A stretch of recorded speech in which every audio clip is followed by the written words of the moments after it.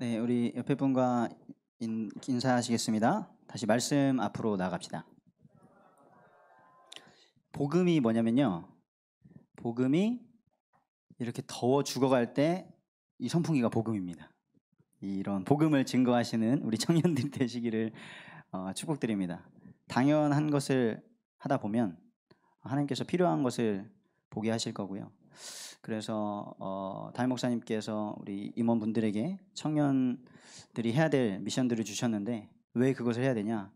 특별한 것이 아닙니다. 당연한 것입니다. 그래서 우리가 하나님 떠나서 죄와 허물로 죽었다가 완전 병들어가지고 재활이 안 됐기 때문에 굉장히 힘들죠. 부대끼입니다. 매일 말씀을 대하고 하는 것들이 쉽지 않을 수 있지만 당연한 것, 마땅한 것이기 때문에 그 성령께서 역사하셔서 여러분들에게 감사함으로 해나갈 수 있는 힘이 생기시기를 축복드립니다.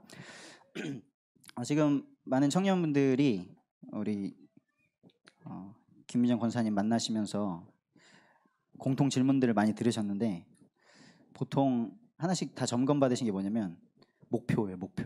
목표를 분명히 해야 지금 할 게 나온다. 근데 이게 뭐 한 권사님이 인생의 선배로서 성공하신 분으로서 성공하신 분들을 많이 본 분으로서 한 그냥 세상의 이론일까? 아닙니다. 바울이 뭐라고 했습니까? 표대를 향하여 달려간다. 나는 부르심의 상을 향하여 달려간다. 분명히 달려갈 길을 바울이 가지고 있었습니다. 로마도 보아야 하리라. 분명한 목표가 있었습니다.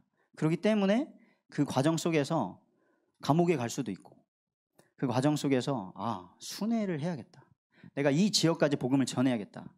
항상 그 목표하는 내용과 그리고 기한이 있었거든요. 그래서 사실 저도 그것이 굉장히 부족한 부분이었는데 하나님이 이번에 그걸 다루게 하시려고 청년분들 만나시면서 아마 많은 유익을 얻으셨을 텐데 저는 청년분들 만나실 때마다 같이 만났기 때문에 더 유익합니다. 그래서 하나님께 감사를 드리고 고린도 전서 9장 25절에서 27절에도 보면 바울이 뭐라고 하냐면요. 이기기를 다투는 자마다 모든 일에 절제하나니. 분명한 목표가 있으면 절제를 합니다. 그렇죠? 내가 지금 더 큰 거 지금 얻기 위해서 해야 되는데 오늘은 이거를 지금 있는 걸 낭비해 가지고 더 큰 거를 놓치지 않잖아요. 그리고 그들은 썩을 승리자의 관을 얻고자 하되 우리는 썩지 아니할 것을 얻고자 한다. 우리가 받을 것은 썩지 아니할 건데 세상에서 썩을 것을 위해서도 목숨을 걸고 절제하면서 달려가는데 우리가 가진 이 복음이 얼마나 가치 있는 것인지 알게 되면 하나님께서 은혜로 절제하게 하고 나누게 하고 양보하게 하실 줄 믿습니다. 그래서 26절에 그러므로 나는 다름질하기를 향방 없는 것 같이 하지 아니하고 분명한 우리가 달려갈 길이 나오는데 그게 어디서 나오냐? 말씀에서 나오는 줄 믿습니다. 그리고 싸우기를 허공을 치는 것 같이 아니하며 우리가 열심히 했는데 허공을 치는 것 같이 하면은 얼마나 힘이 빠지겠어요.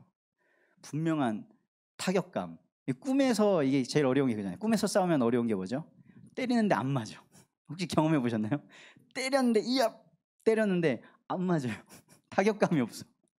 그러다가 꿈이구나. 그래서 만약에 여러분들이 지금 어떠한 노력을 하고 계시는데 뭔가 타격감이 없다.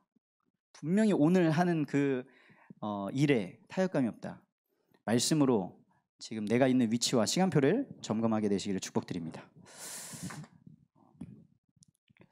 저도 이 청년 예배가 저에게 너무나 큰 응답이고 또 과제라서 오늘 어젯밤부터 좀 긴장이 되더라고요.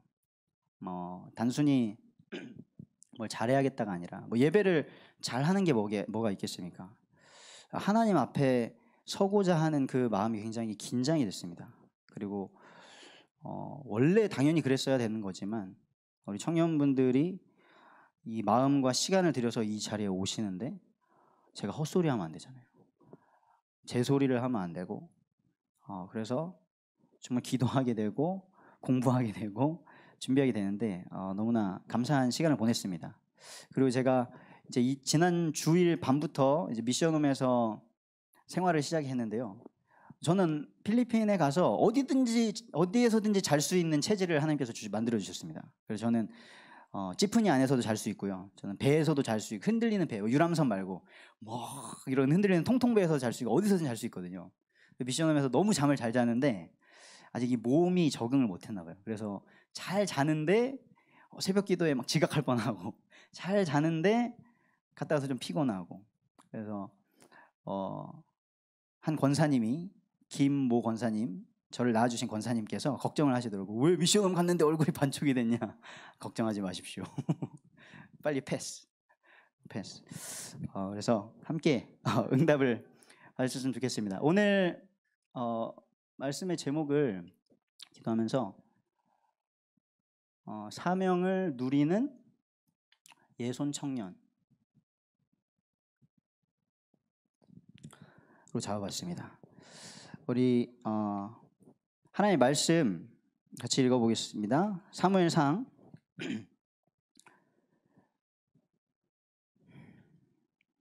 16장입니다.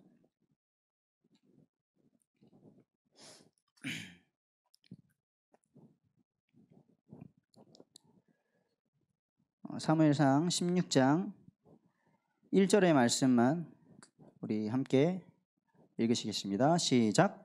여호와께서 사무엘에게 이르시되 내가 이미 사울을 버려 이스라엘 왕이 되지 못하게 하였거늘 네가 그를 위하여 언제까지 슬퍼하겠느냐.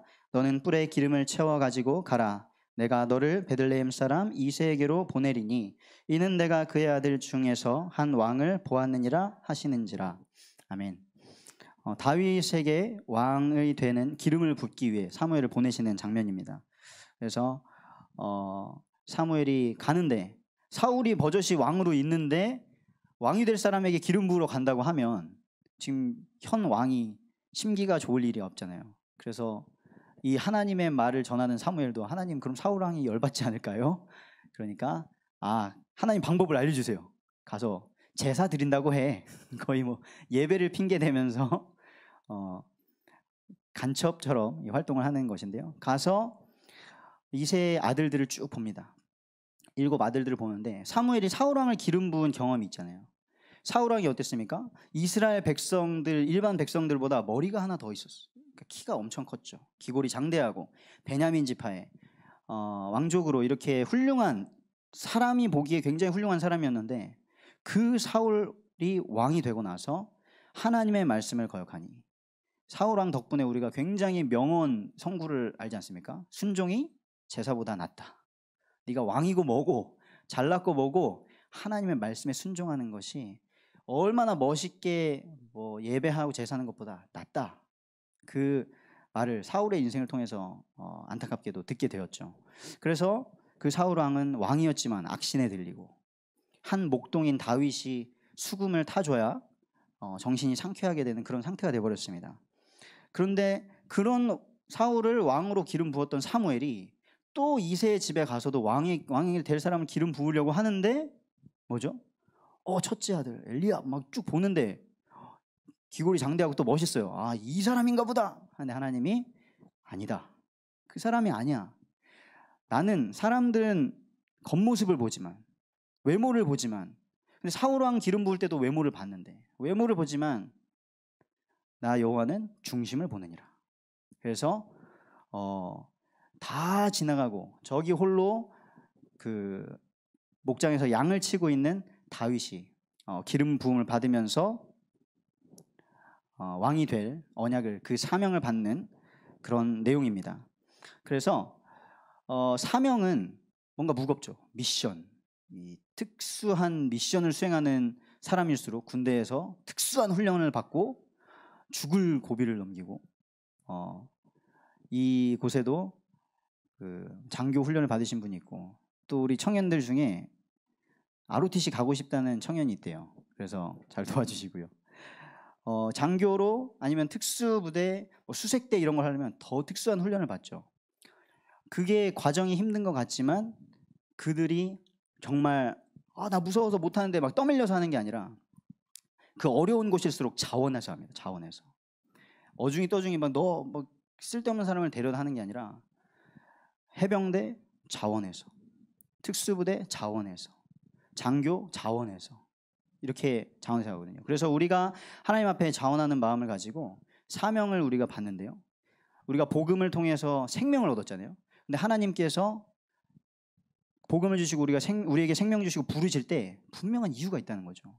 그냥 부르셔서 두시는 게 아니라 이 물백묵 하나도 쓰임새가 있어서 이 자리에 있는데 하나님께서 우리 한 사람 한 사람에게 반드시 이루실 사명을 허락하신 줄 믿습니다. 그래서 그 사명을 어떻게 해야 된다가 아니라 사명을 누리게 되시기를 축복드립니다.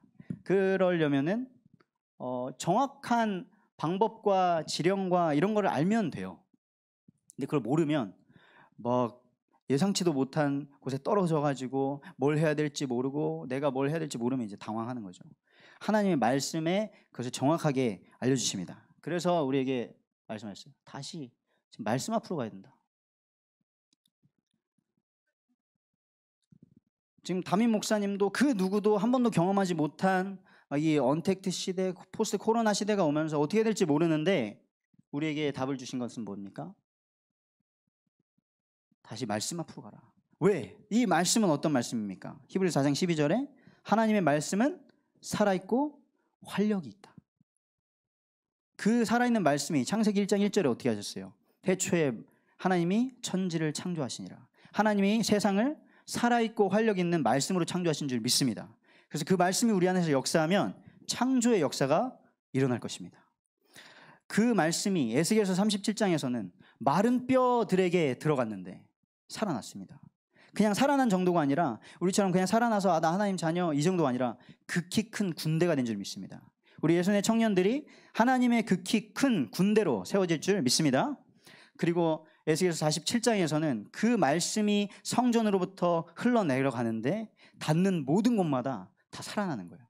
그래서 이 말씀이 우리 안에 들려지기만 하면, 이 말씀이 우리에게 깨달아지기만 하면 우리는 살아날 줄 믿습니다. 살아나려고 내가 무기력한데 힘을 얻으려고 뭘 해봐야지가 아니라 하나님의 말씀이 우리를 깨우시고 살려내실 줄 믿습니다. 그리고 이 말씀은 예리합니다. 얼마나 예리하냐? 좌우의 날선 검보다도 예리하다. 그래서 이 말씀만을 가지고 우리가 엄청 잔머리를 쓰잖아요. 근데 우리보다 더 잔머리를 잘 쓰고 꾀를 부리는 놈이 누굽니까? 마귀입니다. 온 천하를 꾀는 자라. 그래서 정말 이 예리한 하나님의 말씀이 아니고는 그 교묘한 뻥쟁이 마귀를 이길 수가 없는 거예요. 마귀는 우리를 이길 수가 없는 신분인데 너무나 교묘하게 태클을 걸고 여기에 함정 파놓고 저기에 올무를 놓고 해가지고 우리가 계속 걸리면서 막 떼굴떼굴 구르면서 지금 가고 있는 거죠. 그래서 하나님의 말씀, 에베소서 6장 17절에 보면 성령의 검은 말씀이다. 이 말씀을 가지고 어떻게 이기냐?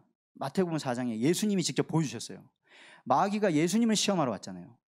마귀한테 시험을 받으면 이것이 문제가 아니라 예수님이 시험 받으실 때 어떻게 됐죠? 성령에 이끌려 시험을 받으셨습니다. 하나님께서 우리에게 허락하시는 거예요. 테스트. 그렇지만 이걸 능히 통과할 수 있습니다. 뭐가 있으면? 성령의 검, 말씀이 있으면 우리가 승리하게 되는 줄 믿습니다. 그리고 이 검이 우리를 찔러 쪼개는 거죠. 우리의 영혼, 육을 다 치유하고 회복시키시는 거예요. 그래서 이 말씀이 우리에게 구원을 얻는 지혜를 있게 하잖아요. 구원을 받고 우리가 살아가는데 이 세상에서 살아갈 수 있는 방법을 모두 알려주시잖아요. 창세기에서 출애굽기에서 우리를 이스라엘을 구원하신 하나님께서 레위기서도 주시면서 야 이렇게 살면 돼. 병든 사람 있으면 이렇게 해. 누가 범죄하면 이렇게 해. 다 알려주세요. 그러면서 신명기까지 다시 기록해 주셔가지고 가나안 땅 들어가 거기에 어마어마한 우상 숭배하는 자들이 있거든. 너희들이 그들을 이길 수가 없어. 이 신명기의 말씀대로 살아라. 그러면 들어가도 복을 받고 나가도 복을 받는다. 꼬리가 되지 않고 머리가 된다. 너희의 떡 반죽 그릇까지도 다 복을 받을 것이다. 우리의 영혼육을 살리는 이 구원부터 세계 복음화까지 천국까지 보장하는 말씀이 성경에 있는 줄 믿습니다. 그러면서 우리의 마음의 뜻, 생각과 뜻을 판단하신다. 우리의 기준이 되는 거죠. 그래서 마태복음 우리 지난주에 7장 27절에 이 말씀을 듣고 행하는 자는 지혜롭다. 반석 위에 집을 세운 것과 같다. 우리에게 그렇게 말씀을 주셨습니다. 그래서 지난 한 주간 동안 저는 그것을 고민한 거죠. 내 인생의 주인을 바꿔야 된다. 하나님의 말씀을 듣고 끝나는 게 아니라 그 말씀을 내 삶에 구체화시켜야 된다. 그래가지고 미션홈에서도 제가 뭐 다른 거를 막 한 게 아니고요. 그 미션홈 분들에게도 저 미션홈이 있으니까 우리가 새벽 기도를 나갑시다. 새벽에 나갈 이유가 있어야 일어날 거 아닙니까? 출근할 이유가 있으니까 아무도 안 깨워도 출근을 해요. 그 전날 밤을 새도 출근을 합니다. 근데 이유가 없으니까 새벽에 뭐 어떻게 해도 일어날 수가 없잖아요. 그게 얼마나 힘듭니까? 그래서 우리가 진짜 하나님의 말씀 가지고 하나님 앞에 서는 아침과 밤에 그 시간만 가지면 된다. 우리가 성인인데 뭐 다 컸는데 뭐 몇 시에 뭐 하세요? 이렇게 하세요? 저렇게 하세요? 아니잖아요. 그래서 저도 그거를 친히 보여드렸죠. 잘 못하는 모습을. 그래서 우리 청년들이 어떤 생각을 가지셨는지 모르겠지만 그래서 이 말씀 가지고 뭐 하시라고 하셨죠? 아침에 살찌워라 영을. 근데 아침에 살찌운다는 게 이게 먹어야 되잖아요, 아침에. 근데 아침밥 여기서 드시는 분, 예, 엄청 적네요. 아침 안 드시죠? 아침 왜 안 드실까요? 여러 가지가 이유가 있겠죠. 근데요, 간밤에 어떻게 하셨는지 모르지만 이 아침에 밥 먹는 거는 그 전날 밤이랑 굉장히 영향이 있거든요. 늦게 자서 늦게 일어났는데 굳이 막 아침을 먹을 필요가 없어요. 근데 새벽 기도를 갔다 오면요, 배고파서 아침을 먹어야 돼요. 그래서 저는 이 아침에 살찌워야 되는데 무엇이 중요하냐? 밤이 중요하다. 밤. 아침에 말씀으로 나를 살찌우려면 밤이 너무나 중요한 거예요. 입맛이 있어야 되죠. 입맛. 그 밤에 어떻게 보냈느냐, 내 전날 밤에 내가 뭐 하고 무슨 생각으로 딱 하고 자고 아침에 일어났냐. 아침에 딱 일어났는데 배고프다, 말씀 먹고 싶다, 이 생각이 들어야 말씀을 볼 거 아닙니까? 근데 아침에 딱 일어났는데 막 분주하고 지금 막 정신없고, 아침 바쁘면은 다 포기할 것 중에서 먹는 거 포기 보통 하잖아. 아침은 안 먹어도 된다. 다른 거 다 안 해도, 화장은 해야 되고 뭘 하고 해야 되지만 아침은 안 먹어도 돼. 그래서 아침에 조지 뮬러 목사님처럼 살찌우시려면 밤에 입맛을 회복할 수 있는 최상의 컨디션, 그것을 만들게 되시길 축복드립니다. 만약에 밥맛이 없으면 어쩌죠? 밥맛이 없으면 죽어가는 거예요. 아무리 뭐 건강한 딱 척도가 뭐냐, 입맛이 막 좋아, 그러면 건강한 거예요. 뭐든지 먹으면. 그런데 그 암 중에서 굉장히 늦게 발견되는 암이 있대요. 근데 증세가 뭐였냐면 점점 그냥 밥을 안 먹는 거예요.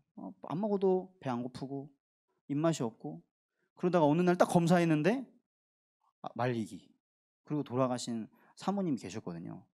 그래서 입맛이 없다 그러면 빨리 하나님의 은혜로 우리 상태가 점검되시기를 바랍니다. 그러면서 아침에 뭐라고 하셨죠? 아침에 묵상한다. 아침에 묵상을 하고 그걸 통해서 은혜를 공급받는다. 근데 이것도 마찬가지입니다. 아침에 묵상하려면 정신이 맑아야 되잖아요.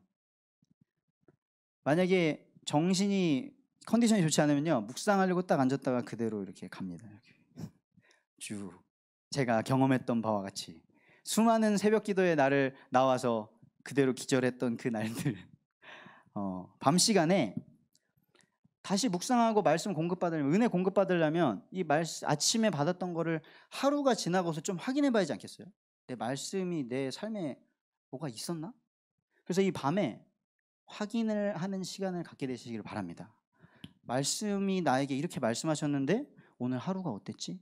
나의 생각과 나의 말과 나에게 일어났던 사건과 문제는 뭐가 있었지? 그게 바로 하나님과 교제하는 거죠. 그래서 다윗이 시편에서 밤에 뭐라고 하냐면, 밤에 주께서 나의 마음을 감찰하셨는데 흠을 찾지 못하셨다고. 그 밤에 점검을 하는 거예요. 그래서 이때 밤에 확인을 딱 했는데 말씀이 적용이 됐어요. 응답이 됐어요. 그럼 또 하고 싶을 겁니다. 그 맛을 보게 되시길 축복드립니다. 이 말씀 묵상은 기도와 연결이 된다. 기도로 연결된다. 그러겠죠. 내 안에 말씀이 있으면, 그것이 확실하면 기도로 연결됩니다. 말씀이 나를 조명하시면 자백이 되죠. 하나님, 제가 말씀 앞에 더 서고 싶습니다. 서게 하옵소서. 그리고 이 말씀은 우리를 구원하시는 말씀이잖아요. 감사가 됩니다. 이 말씀 믿어질수록. 제가 그 500구절을 선포하면서 저에게 가장 왔던 건 뭐냐면 감사였어요.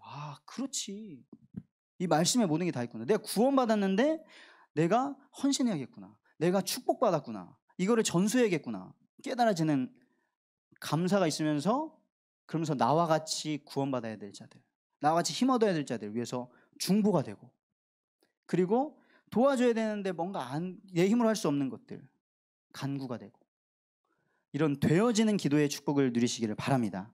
하나님의 뜻을 발견할 때 이것이 가능하게 될 줄 믿습니다. 그리고 이 말씀 묵상은 또 뭐와 연결된다고 하시죠? 사역과 연결이 된다. 저의 올해에 하나님께서 주신 응답이 이거였어요. 다 기도도 안 되고 아무것도 안 되는데 하나님께서 저에게 시작하게 하신 게 뭐냐면 강단 말씀의 증인이 되라. 509절 말씀으로 집중해라. 그 말씀에 집중하고 묵상하는 시간을 가졌는데 그것이 저에게 사역할 수 있는 힘을 주시는 거죠. 사역을 하기 이전에 우리의 마음 상태가 어떻게 되죠? 평안해지는 거죠. 하나님의 말씀이 믿어지니까. 아니 내가 지금 당장에 내일까지 돈 대출한 거 갚아야 된다고 할 때 누가 저에게 그 대출값 내가 내줄게 라는 말만 들어도 든든할 텐데, 하나님께서 내가 너와 함께 하겠다, 말씀으로 너를 치유하겠다, 그 말씀이 믿어지시면 평안함이 이루어지고 더 하나님과 소통하고 싶은 이 마음이 우리에게 일어날 줄 믿습니다. 그러면 이 응답이 있으면 어떻게 되겠죠? 말하게 되는 거죠. 근질근질한 거죠. 그래서 제가 요즘에 선포 전달자잖아요. 선포하세요. 선포를 어제도 또 했는데 됐어요. 뭐가 됐냐면 담임 목사님이 저녁 8시에 저를 부르시는 거예요. 요한아, 프린터가 안 된다. 네. 막 갔어요. 근데 프린터는 제 영역이 아니에요. 저는 기술자가 아니라서. 근데 하는데 안 되는 거예요. 근데 어떻게 안 돼. 그래서 선포했습니다. 프린터는 인터넷에 연결될지어다. 근데 연결이 됐어요. 하게 되시길 축복드립니다. 모든 걸 하시면 돼요. 그러면 하나님께서 우리를, 이게 원래 회복된 우리의 모습이잖아요. 당연히 마땅히 누려야 될 거. 원래 것으로 돌아가는 게 부흥이잖아요. 사람 많이 모이는 게 아니라. 사람 많이 모이는 건 이단에 더 많이 모이죠. 이상한 종교에 더 많이 모이죠. 그래서 말씀과 기도는 연결돼 있다. 따로 가지 않는다. 말씀 가는 만큼 기도 가고 기도 되는 만큼 말씀도 붙잡아진다. 그래서 이거를 조지 밀러처럼 기록해 보세요. 말씀 노트와 기도 노트를 딱 가지시고 기록하시면서 확인해 보세요. 놀라운 일을 경험하게 될 것입니다. 일기만 써도 인생 작품이 남은 사람, 난중일기, 안내일기 여러 개 있죠. 여러분들이 편지만 썼는데도 성경이 된 여러분들 인생 작품이 남을 줄 믿습니다. 그래서 우리가 연약할수록 저 이거 힘이 없어요. 근데 그럴수록 묵상해라.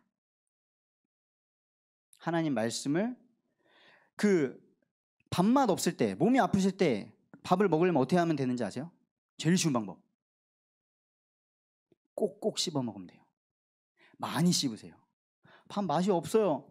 30번 씹으세요. 거의 맛이 있을 겁니다. 아무 맛 없는 맹밥 씹으시면 돼요. 30번 씹으세요. 그럼 갑자기 단맛이 막 나요.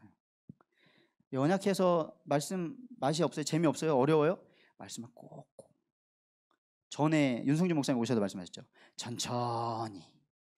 뭐라고 하시죠? 또박또박. 꼭꼭 씹어서 들으시기 바랍니다. 그리고 우리 인생의 모든 틈, 이거를 방해하는, 지난주에 말씀드렸어요. 사단이 틈을 탄다. 마귀에게 틈을 주지 마라. 마귀는 지금 모든 거를 동원해가지고 여러분들을 넘어뜨리려고, 이 축복 누리지 못하게 하려고 지금 굉장히 나를 세우고 있거든요. 그래서 모든 틈을 말씀으로 채워라. 여러분들 막 교회에서 은혜 받다가 직장이라는 틈이 있어요. 그 직장에서 일하는 거 말씀으로 채우세요. 어떻게 하나님이 원하시는 직장 생활은 무엇입니까? 인생에 많은 선배들도 있습니다. 그런데 그 인생의 선배들이 말씀으로 증거를 가지고 있는 분이 아니라면 참고만 하시고 말씀에서 답을 찾으세요. 연애를 하실 수 있어요. 연애가 굉장히 틈이 되는 거 아시죠? 막 앞에서 리더하던 사람이 연애 생활 잘못되면 갑자기 지옥 가요. 저기 어디 몇 개월을 운다고 하더라고요. 그럴 수 있습니다. 그 정도로 하나님이 주신 이 감정은 소중한 건데, 중요한 거는 연애 어떻게 해야 됩니까? 누구한테 물어봐야 되죠? 연애 도사한테 물어봐야 되나요? 100번 연애해 본 사람한테 물어봐야 되나요? 말씀에서 답을 찾으시길 축복드립니다.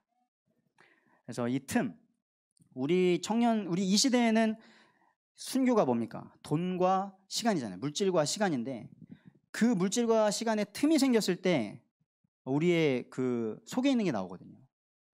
막 바쁘게 살다가 갑자기 딱 틈이 생겼을 때 내가 분명한 목표가 있고 하나님의 말씀이 있으면 그걸 채웁니다. 아, 내가 이 틈이 여유가 있었어야 됐는데 그러면서 채워요. 근데 뭘 할지 내 안에 그게 없으면 갑자기 틈 생기면 벙집니다. 아, 뭐 하지?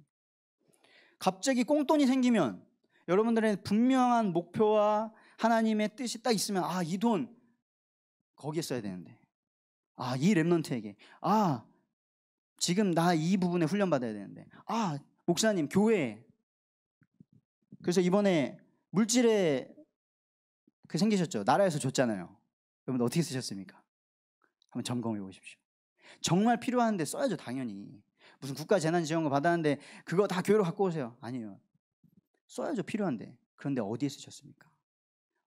원래 세금으로 나온 거거든요. 없던 돈이 생기셨는데 10만 원, 5만 원, 뭐 몇십만 원이 생기셨는데 어디에 쓰셨습니까? 왜 거기에 쓰셨습니까? 모든 틈을 말씀으로 채우게 되시기를 축복드립니다. 자, 그래서 우리가 사명을 누리는 예손의 청년, 하나님께서 왜 예손의 청년이라고 말씀드렸냐면요, 교회가 많아요. 그리고 유튜브로도 많은 메시지를 들을 수가 있어요. 근데 하나님께서 그 수많은 교회 중에서 우리에게 할 일을 이루시려고 예손 교회로 우리를 부르신 줄 믿습니다. 그 절대 주권이 믿어지시면 사람의 말에 환경이 흔들리지 않게 될 것입니다. 그 응답을 우리가 함께 누렸으면 좋겠습니다. 먼저는 이 사명을 하나님이 우리에게 주신 사명은 뭐와 상관이 있냐면요, 비전과 상관이 있는 거예요. 비전은 뭐냐? 비전은 저는 뭐 목사가 되는 게 비전입니다. 저는 뭐가 되는 게 비전입니다. 뭘 하는 게 비전입니다. 우리가 이제 비전과 꿈 이런 것들의 용어를 정리를 잘 해야 될 시간표죠. 비전은 하나님이 보시는 거예요. 하나님이 보여주시는 거. 그 시대에 하나님이 원하시는 거. 그래서 그 시대마다 재앙이 왔잖아요. 성경에 보면 시대마다 노예가 되고 포로가 되고 전쟁이 나고 재앙이 왔는데 지금 이번에 막 질병이 터졌는데 그때 뭐 하길 원하시죠? 본질을 회복하길 원하십니다. 막 여러 가지 거품 막 끼고 했던 거 그 다 내려놓고 본질로 돌아가라. 근데 재밌는 건요, 우리는 하나님 떠난 우리는 그 본질을 애초부터 놓쳤던, 사람이 뭐지? 인생이 뭐지? 세상이 어디서 왔지? 이거를 놓치고 살았던 우리가 본질을 잘 못 봐요. 음식점은 뭘 잘해야 돼요?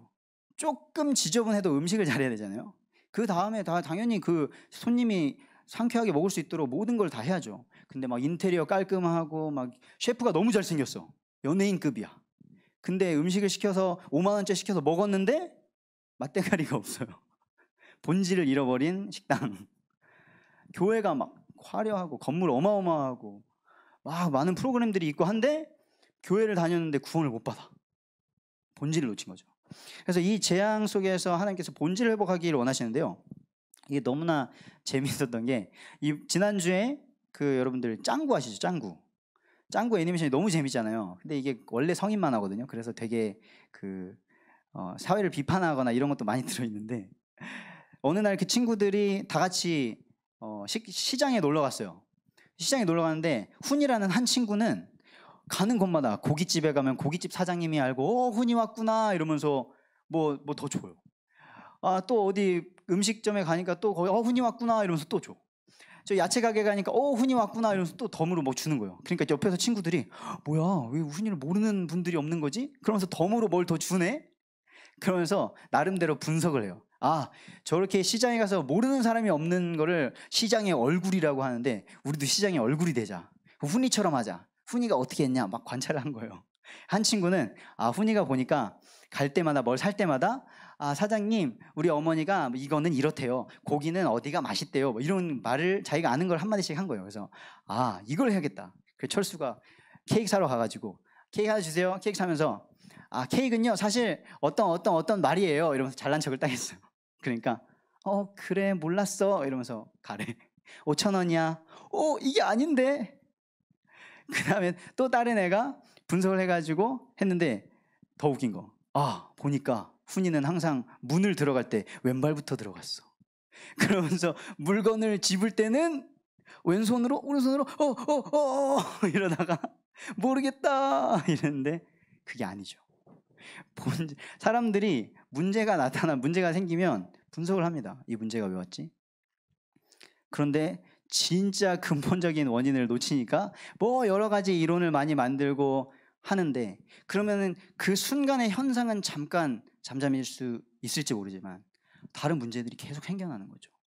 그래서 그 친구들이 포기를 해요. 아, 우리는 얼굴이 될 수 없나 보다. 그런데 알고 보니까 그 배경에는 뭐가 있었냐? 훈이가 지난번에 갔다가 지갑을 놓고 간 거예요, 어디다가.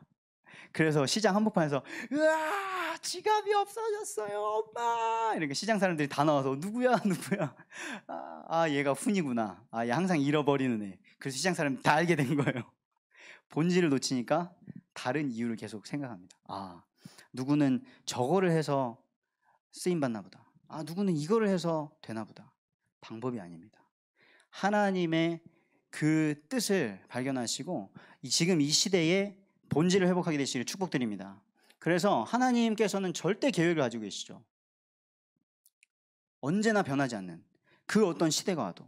뭡니까? 하나님을 떠난 창세기 3장 이후로 하나님께서는 항상 구원을 계획하고 계세요. 구원받기를 원하세요. 그 구원받는 유일한 길이 뭡니까? 오직 그리스도. 교회 한번 와봐가 아니라 오직 그리스도. 성경 공부 한번 해봐가 아니라 오직 그리스도. 기도원 가서 기도해봐. 오직 그리스도로 구원의 축복을 얻기를 원하시는 줄 믿습니다. 그래서 하나님은 영원한 시간표를 가지고 계시는데 그 영생 속에서 우리가 어떤 시점에 그 시대를 살잖아요. 그 일생을 살아가는 그때에 하나님께서 원하시는 게 있어요. 그 시대의 문제를 해결하시는데 우리를 부르신 줄 믿습니다. 그게 우리의 사명으로 딱 발견이 되면, 내가 어쩌다가 이 복음을 알게 됐지? 내가 어쩌다가 하나님이 원하시는 일을 알게 됐지? 내가 하는 이 작은 일이 어떻게 하나님의 이 일과 상관이 있게 되지? 그 감사가 회복될 줄 믿습니다. 그래서 시대마다 하나님께서 어떻게 보셨죠? 창세기 6장 14절에 보면은 노아가 방주를 짓습니다. 지금은 방주 지을 필요 있어요, 없어요? 없습니다. 그 시대의 문제, 그 시대의 재앙, 그것을 막는 유일한 길, 방주. 오직 그리스도인 줄 믿습니다. 그 방주에 들어가는 조건 뭐예요? 100년 동안 무슨 자격증을 따야 됩니까?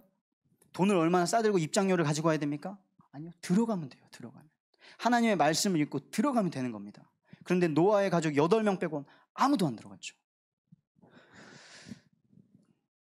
출애굽 시대, 애굽 시대에는 모세에게 하나님께서 사명을 주셨죠. 무슨 사명을 주셨습니까? 애굽에서 나오는 게 하나님의 사명이었을까요? 아닙니다. 애굽에서 나왔는데 계속 원망하죠. 방황하죠. 왜? 애굽이라는 곳에서 물리적으로는 나왔는데 마음이 아직도 애굽에 종돼 있어요. 그래도 거기에서는 밥 줬는데. 피제사를 회복하기를 원하셨습니다. 바로왕한테 가서 제사 드리러 간다 그래라. 아니 갑자기 400년 동안 종노릇 하던 사람들이 와가지고 우리 피제사 해야 되니까 우리 하나님이 제사하라 그랬어요. 근데 6월절 어린 양의 피를 발랐을 때 구원받은 줄 믿습니다. 오직 그리스도를 회복하기를 원하시는 줄 믿습니다. 그래서 성경에 이런 예들이 많이 있죠. 한 가지만 더 말씀드릴게요. 사무엘하 7장 1절에서 5절을 보면 다윗이 나옵니다. 이 다윗이 하나님이 주신 소원은 뭐였냐? 성전입니다. 왜 성전이냐? 이 이전에는 성전이라는 건물이 없었어요. 하나님께서 모세한테 언약궤를 주시고 그리고 성막을 만들게 하시고 그 성막이 가는 곳마다 인도받으면서 하나님을 경험하게 했거든요.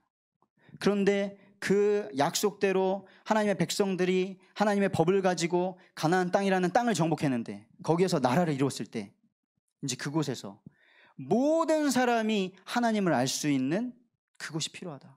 나는 왕이 돼가지고 왕궁에서 자고 있는데 우리를 이끌어주신 그 언약궤는 저기 장막에 있다. 그래서 하나님께 기도합니다. 하나님, 주님을 위한 집을 짓게. 어떻게 사람이 하나님을 위한 집을 짓겠습니까? 그런데 그 마음이 하나님과 합해진 거예요. 다윗 너무 좋다. 그 누구도 생각하지 못했던 거. 그래서 다윗은 결국에는 그 성전 못 짓습니다. 근데 다윗은 이 성전을 짓고 안 짓고가 문제가 아니었죠. 하나님이 원하시는 것을 하는 것. 모든 사람이 이 여호와를 알게 되는 것. 그것이 다윗의 소원이었는 줄 믿습니다. 그래서 자기가 못하는데 솔로몬 자기 아들이 지을 수 있도록 다 준비해 놓죠. 완벽하게 딱 준비해 놓고 더 이상 갖고 오지 마 할 때까지 다 모아놓은 다음에 딱 솔로몬에게. 그래서 하나님이 시대마다 지금 어떤 건물을 짓는 게 하나님의 소원이냐? 아닙니다. 어마어마한 교회 건물들 많이 있잖아요. 근데 그 건물들이 유럽에 이미 어마어마한 많은 교회 건물들이 있었습니다. 근데 왜 그 건물들이 다 술집이 되고 다른 종교에 팔려가고 그렇게 됐습니까? 본질을 회복해야 되는 줄 믿습니다. 우리가 그래서 본질을 회복한 교회 아닙니까? 이 멤피스 빌딩 9층, 이 멤피스 타워 하면 한국관밖에 몰랐는데 한국관이 사라져버렸어. 우리는 여기 건물 하나 빌려가지고 사가지고 여기서 예배하는데 본질을 회복한 예배가 우리에게 드려지고 있는 줄 믿습니다. 그래서 이 비전은요, 멀리 있는 것을 가까이 보게 하는 거예요. 하나님께서 우리는 도저히 볼 수가 없는데 이거를 못 보면 다른 짓을 하죠. 이 멀리 있는 것을 가까이, 우리에게 멀리 있는 게 뭡니까? 구원받은 우리에게 멀리 있는 것, 하나님 나라, 천국. 그래서 이거를 멀리서 보던 사람들은 항상 천국은 뭐냐? 죽어서 가는 곳. 그러니까 이 땅에서 그럼 어떻게 해야 돼? 이게 너무나 멀리 있는데. 그런데 그리스도를 알아가면 알아갈수록 이 하나님의 나라가 가까이, 지금 이 자리가 하나님의 나라구나 보게 되는 줄 믿습니다.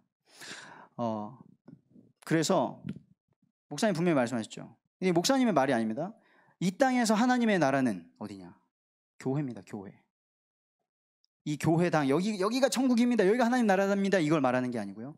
하나님의 구원받은 백성들이 모인 그 교회가, 하나님의 부르심을 받은 그 교회가 천국의 모형입니다. 하나님께서 이 땅에서 하나님의 통치를 받고 성령께서 역사하시고 이런 걸 어디서 볼까요? 교회를 통해 하나님께서 보여주시는 겁니다. 그래서 그 살아있는 역사를 보는 분들은 신앙생활이 재밌겠죠. 이 부분에 같이 하면서 하나님께서 이 일을 하시는구나. 지금 우리 교회가 거기에 이끌림을 받고 있구나. 이 멀리 있는 것을 위해서 하나님께서는 지금 우리에게 있는 것, 그거를 사용하셔서 영원의 응답을 받게 하세요. 영원한 것은 성령의 역사인데 이 성령의 역사를 뭘로 특별한 걸로 하는 게 아니라 지금 우리가 가지고 있는 것으로, 지금 우리가 예배 드리는 것으로, 지금 우리가 예배하는, 기도하는 그것으로 하나님께서 성령의 충만함을 받게 하십니다. 마가다락방에 그 사람들이 뭐 특별한 것을 한 게 아니라 이 하나님의 절대 계획을 가지고 목숨을 걸고 그 자리에 그냥 모였는데, 그 모여서 기도를 했는데, 그들이 할 수 있는 것을 했는데 그곳에 성령이 임하고 초대 교회가 세워지고 지금 우리에게 이 복음이 전달된 줄 믿습니다. 그래서 우리가 지금 있는 걸 가지고 이 성령의 역사로 복음을 전했는데 그 구원의 축복은 영원히 남는 것입니다. 그 축복을 우리 인생에서 누리게 되시기를 바랍니다. 이렇게 되면 어떻게 될까요? 우리가 낙심할 이유가 없죠. 하나님의 뜻이 하나님께서 이루시니까 우리가 흔들릴 필요가 없어요. 갈등할 필요가 없어요. 하나님께서 이루실 거니까. 분명히 하나님의 시간표 하실 거니까요. 그래서 하나님의 뜻은 뭐예요? 오늘 알려주셨어. 말씀 앞으로 가는 것이다. 대단한, 지금 어떻게 해야 되죠? 어디로 가야 되죠? 아니, 말씀 앞으로 가라. 지금 아프시든지 취업을 준비하고 계시든지 일을 하고 계시든지 하나님의 말씀 앞으로 나아가게 되시기를 축복드립니다. 그래서 저는 특별히 뭐 계획했든 안 하셨든 백수의 생활, 좀 이렇게 여유로운 생활을 가지고 계신 분, 하나님께서 허락하신 겁니다. 말씀 앞으로 나아가게 되시기를 축복드립니다. 저도 1년 반 동안 그런 시간이 있었습니다. 자, 그러면 어떻게 되냐? 영어로 쓸게요. No way인데요. 무슨 말이냐? 우리가 세상에서 볼 때는 길이 없다고 하는 곳, 하나님의 사명은 뭐냐면요, 뻔히 다 되는 그곳에 있는 게 아니라 길이 없다고 하는 곳에. 그래서 사실 그 노웨이가 영어 표현으로 하면 no way, 말도 안 돼, 이 말이거든요. 하나님께서 사명을 주신 거는 말이 안 돼요. 갑자기 무슨 방주를 짓습니까? 갑자기 무슨 피자살 노예가 갑자기 뭐 피자 쓴다고 나갑니까? 갑자기 무슨 성전을 짓습니까? 다른 우상 신전들 막 있는데. 말이 안 된다고 하는데 그 아무도 길이 없다고 하는 그곳에 하나님의 사명을 이루는 축복이 있는 줄 믿습니다. 근데 이것이요, 특별한 게 아니라 우리 개인과 가정이에요. 지난주에 말씀을 듣고 반석 위에 세워라 이 말씀을 듣고 어떤 분들은 낙심하시더라고요. 우리 가정은 안 되는데? 우리 가정은 도저히 세워질 수가 없는데? 우리 아버지, 우리 어머니는 복음 들을 수 없는데? 말이 안 되죠. 그런데 성경에서는 된다고 하셨습니다. 누구를 통해서 보여줬죠? 아브라함의 가문. 창세기 12장부터 시작된 아브라함의 가문. 75세의 할아버지가, 아이 없던 할아버지가 부르심을 받아가지고 100세의 아이를 낳고, 그 아들이 바쳐져야 될 때 아빠가 아들을 제물로 바치는 게 말이 안 되잖아요. 근데 그 아들을 구원하시고, 아니 한 해의 농사를 지었는데 100년의 수확을 거둔다니까요. 하나님의 역사가 계속해서 일어나는 겁니다. 한 명의 사람을 통하여서 아브라함에게 너로 큰 민족을 이루겠다. 말도 안 돼요. 하나님께서 사명 주셨는데 75세에. 그런데 하나님은 아브라함의 감을 통하여서 요셉에 이르기까지 12지파가 세워지고 그 가문을 통하여 그리스도가 오시기까지 하나님은 신실하게 그 말씀을 이루신 줄 믿습니다. 그래서 우리는 다른 게 아니고 하나님의 말씀을 붙잡아야 됩니다. 우리 교회 안에도 우리가 도전해야 될 사명이 있어요. 근데 말이 안 돼요. 지금 저 사람 있으면 말이 안 됩니다. 지금 이 상황에서는 말이 안 됩니다. 지금 제 수준에서는 말이 안 됩니다. 사실 제 수준에서는 말이 안 돼요. 우리 대학 청년부의 응답을 받는 것이 제 수준을 보면 말이 안 됩니다. 근데 하나님께서는 말씀 주시고 이끌어 가시는 거죠. 이 교회의 축복은 마태복음 16장 18절에 19절에 반석 위에 세웠다고 했잖아요. 음부의 권세가 이기지 못한다고 하셨거든요. 근데 보면은 제가 가장 그 교회의 축복으로는 모델적으로 붙잡는 게 뭐냐면요, 사무엘이에요. 사무엘. 특히나 뭔가 목사님들을 보면서 교회에 대한 상처 많이 받으신 분들, 목사님이 저런 목사님인데 어떻게 되냐. 사무엘은 어떻게 했습니까? 엘리 제사장 밑에서 제사장인데 하나님의 응답도 보지 못하고, 지금 기도하러 온 사람이 기도하고 있는 건지 술 취한 건지도 분별도 못하고, 자기의 아들들이 지금 범죄하고 있는데 제어도 못하고, 이런 엘리 제사장 밑에 있었던 사무엘이 그럼 그 제사장 밑에 있었으니까 이상해졌냐? 아니요. 여호와 앞에서 자라니라. 이 사무엘상 2장 이 말씀 보면 사무엘은 여호와 앞에서 자라니라. 교회가 어떤 모습이고 어떤 한계를 가지고 있든지 우리가 여호와 앞에, 말씀 앞에 서면 되는 줄 믿습니다. 그러면 우리에게도 동일한 사도행전 2장의 초대교회의 역사가 일어날 것입니다. 그리고 우리의 현장에도 우리의 사명이 있잖아요. 근데 우리 현장, 사업하는 현장은요, 이런 우리가 이길 수 없는 문화가 있어요. 학업의 현장에는요, 교육의 현장에는요, 맞습니다. 현실적으로 도저히 우리 힘으로는 불가능합니다. 그래서 하나님의 말씀을 붙잡고 하나님의 사명을 가지고 가셔야 되는 줄 믿습니다.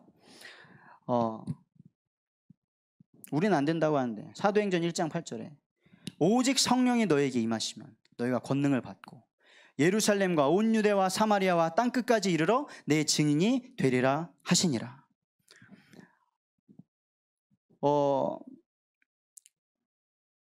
이 사실을 모르니까요, 영적으로 사람들이 우리가 가는 현장은 어떻습니까? 영적으로 무지합니다. 그래서 마태복음 12장에 보면은 예수님이 귀신을 쫓아내셨는데 이게 하나님의 역사인지 사단의 바알세불의 힘을 얻은 건지를 분별을 못해요. 사단이 사단을 쫓아냈다는 거죠. 그러니까 예수님이 무슨 소리냐? 사단이 사단을 쫓아내면 그 나라가 어떻게 서 있냐?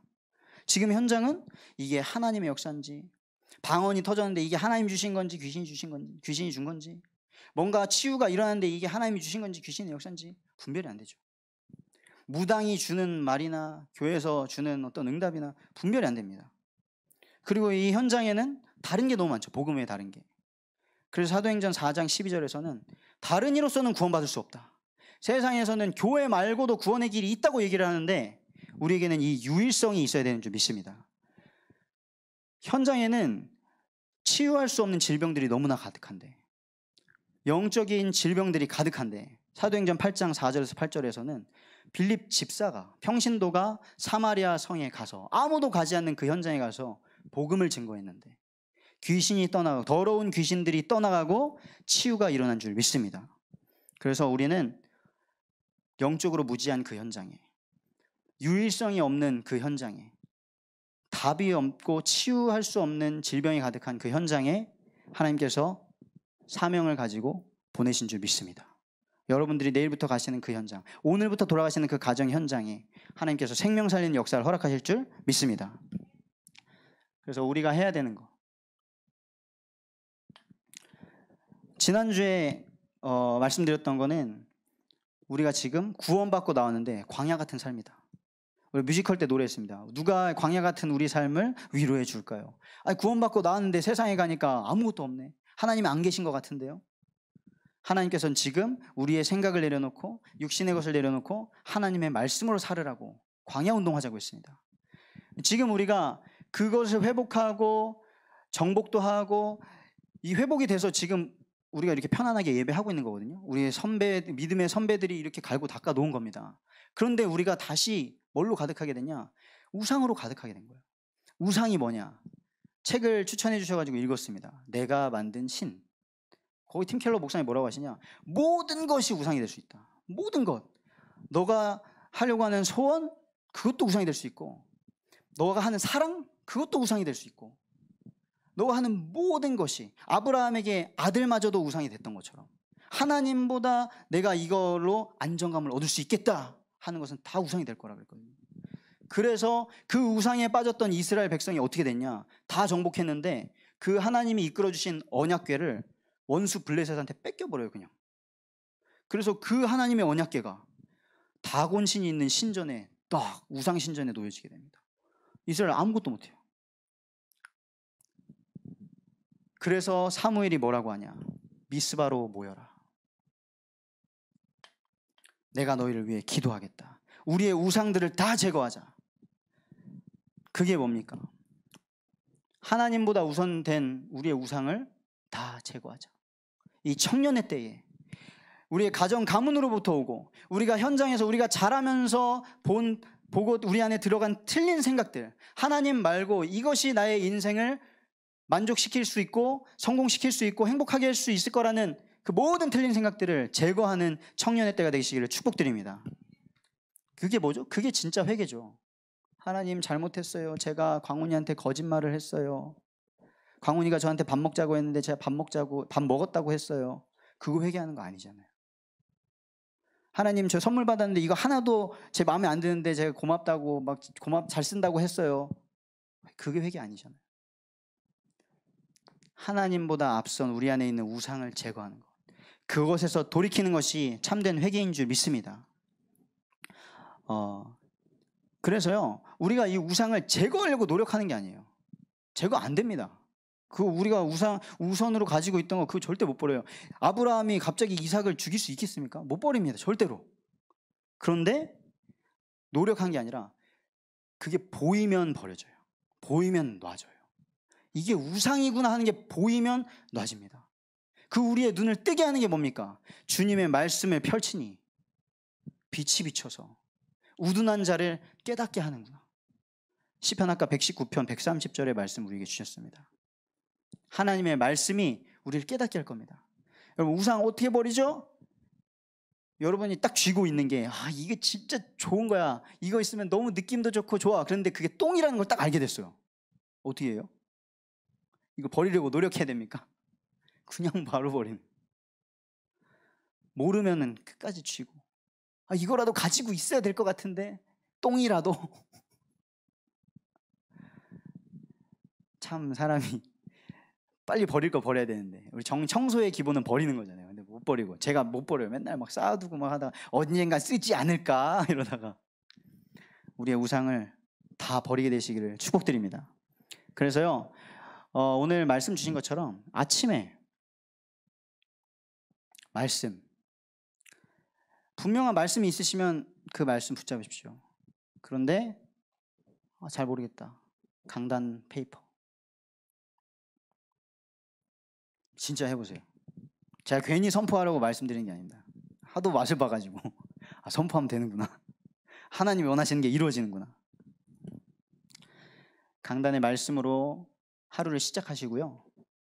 밤에 가장 편안한 시간에 하루를 살아가시면서 여러 가지 생각들과 뭐가 들어오셨는데 내가 구원받았나? 내가 누구지?